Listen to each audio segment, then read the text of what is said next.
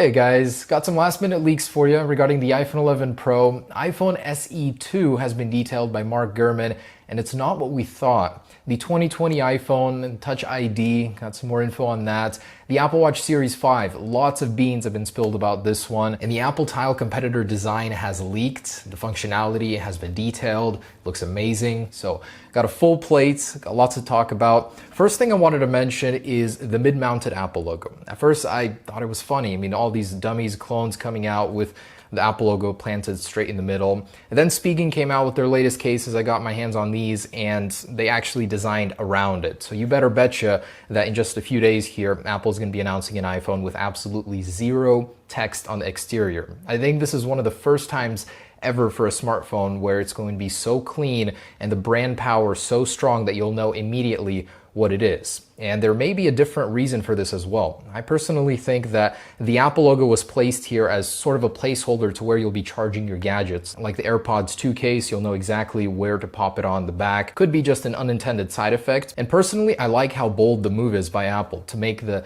Apple logo directly in the middle because no one else has done it. Even the Huawei Mate 30, which has leaked in full by OnLeaks, it has two words on the back, the Leica text and the Huawei text. Apple's so confident in their branding, they're not even going to have any on the back. That is awesome. And maybe future iPhones won't even have the logo, although very unlikely. By the way, in regards to the Huawei Mate 30, I kind of like it. I like that these manufacturers are doing very bold things with the lenses. As we know, Apple has went out and done the square lens. Now Mate 30 is going to be conquering the circle lens on the back, and that's immediately identifiable. You'll see the branding, you'll see that circle lens or the square lens, and you'll know exactly what it is. The new OnePlus 7T Pro as well. And the Mate 30 doesn't have volume buttons. That also intrigues me on a smartphone. I think that one day Apple may transition to an iPhone without volume buttons, just pressure sensitive points on the side, because that would achieve that slate clean glass design like Johnny Ive envisioned. And regarding the release of this year's iPhone, MacRumors received a tip by someone that works at a carrier store saying Friday the 13th you'll be able to pre-order it, and the following Friday the 20th it will be the actual street date. So I'm pretty in line with what we've heard. And CoinX, a Twitter leaker, is teasing that we'll have a one more thing at this event. If you know, historically, Steve Jobs would save the best for last, so we may have a very nice surprise at this event that we haven't heard anything about. Could it possibly be some sort of AR headset that Apple has been working on for quite some time? We'll find out. And a very interesting theory by Charles Arthur of Medium as to why iOS 13.1 exists. As we know, Apple started working on that beta program before iOS 13 was even launched, and it's kind of strange. He's predicting that it was because of the tariffs. So the iPhone you may receive on September 20th will be running iOS 13 Beta 8. Very likely, and there will be a day one patch, probably 13.0.1, to patch that up and bring it up to the latest. So kind of interesting. Apple needed to get those phones through the door to the mainland as soon as possible, and they couldn't finish iOS 13 in time. So your new iPhone may receive a beta at launch, and that's a first. A Geekbench has been posted online from the supposed Apple A13 processor running on the iPhone 11, a 10R successor. And it's not very inspiring. Just a 12% boost on the single core score. It confirms it'll have 4 GB of RAM, yet the multi-core score stays the same. I'm hoping this is fake. And for the first time ever, the new 11 Pro will have new photo settings dedicated to low light photography. This was found by MacRumors on an internal build of iOS 13 they got their hands on. Very cool. We already knew this, but this essentially confirms that. Also found within this internal build of iOS 13 by MacRumors is the Apple Tile competitor, the physical actual object. It's a circle. Very simple design. I'm assuming it'll either have a keychain ring up top or an adhesive pad that you can stick onto certain devices. Very simple, full integration with Find My with a new section in the app called Items. In here, you'll be able to track certain things that you attach this tag to, and there's that screenshot that leaked of that. They've also found reference to the fact that this will have AR tracking with balloons, where you'll use your new iPhone camera and be able to see a balloon with a string tied to where that tile is laying around the house.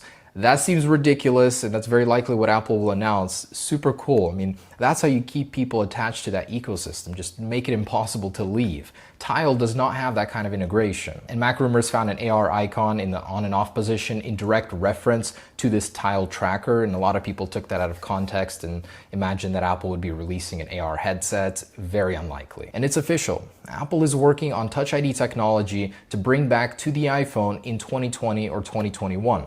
Mark Gurman of Bloomberg is reporting that Apple's been working on this and it'll be working in conjunction with Face ID. Now, it's very possible that we may see it as soon as 2020, so next year's iPhones. And so far, details are light, but we know that Apple is working with suppliers to include a fingerprint sensor in the display. And they're trying to do it on a mass scale. So that's the issue here, is they're determining whether or not it's viable to do on a mass scale. And from that, they'll decide whether or not to integrate it into the 2020 iPhone or wait until 2021. So you as a consumer get the best of both ends here. Not only will you be able to authenticate with your face, with Face ID, also with fingerprint recognition, or both. Your iPhone would be getting even more secure. I personally welcome the speed boost benefits. In most cases on Android phones, fingerprint recognition is always faster, authenticates almost immediately. Even the iPhone 5S with its Touch ID is faster than current Face ID on the XS. So that's definitely something I'll be welcoming. That is a huge reason to upgrade. This year's release isn't that enticing. The 5G 2020 iPhone is just getting better and better. ProMotion, 5G technology, in-screen fingerprint sensing, if they can pull this off in time. He's also reporting that it would work on a large portion of the display. So not necessarily on the entire screen surface.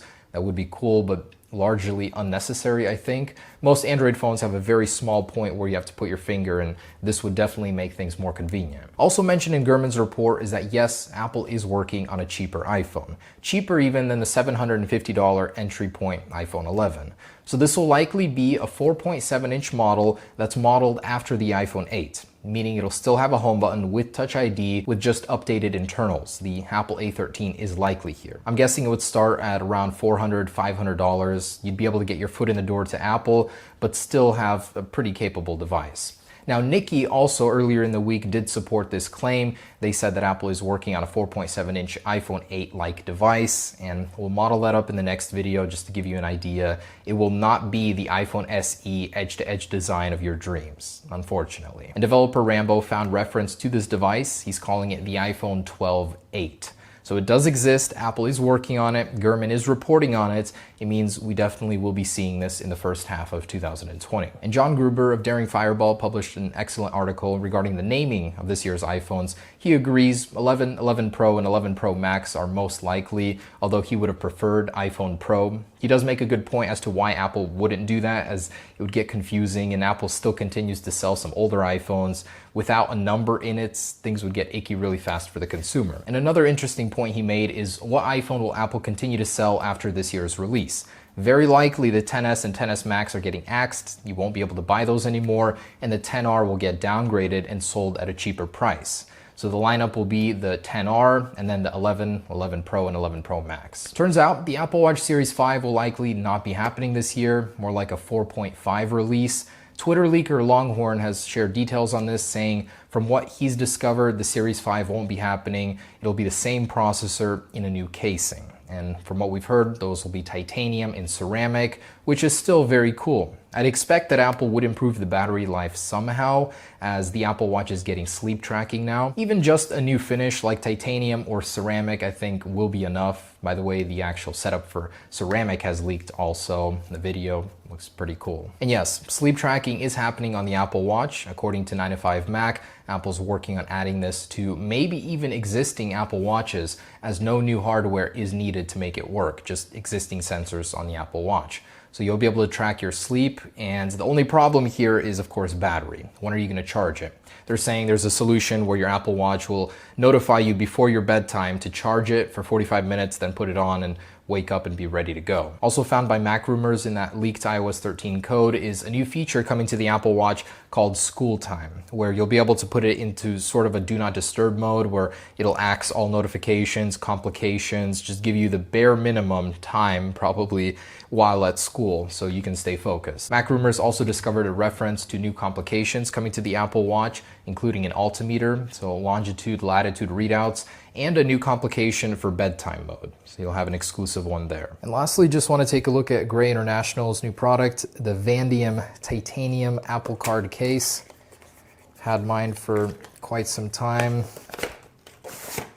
It's not fully titanium, 90% and 10% aluminum. Ooh, very cool. So looks like it's got some carbon fiber or Kevlar inside.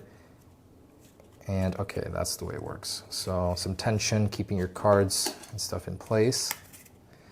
Wow, very cool. I do love it. The design is fresh. You can take it out both ways. And of course, titanium with titanium. Match made in heaven.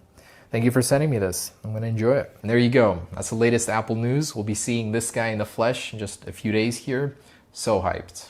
Can't wait to see what Apple's been cooking. All right, guys. Peace.